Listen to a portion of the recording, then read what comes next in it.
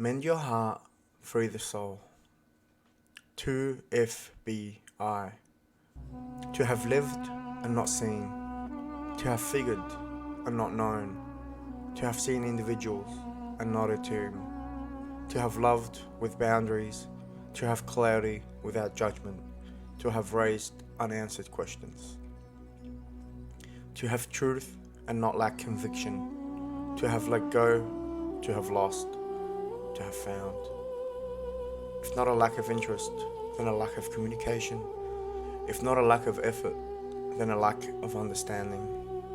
If not a lack of control, then a lack of reality. If not a lack of commitment, then a lack of clarity. If not a lack of trust, then a lack of acknowledgement. To be in love is to be certain. To be certain is to be trusted. To be trusted is to be aware.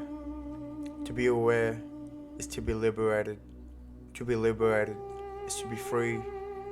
To be free is to be loved. To be loved is to be. I knew little of this vast world. I know little of the self I am yet to discover. I know little of what others think of me. I know little of the internal truth inside of me.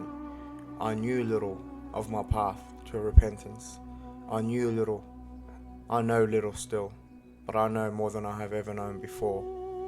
Yet, I still know very little. To have ruined without knowing what. To have hurt without knowing how. To have pushed without knowing whom.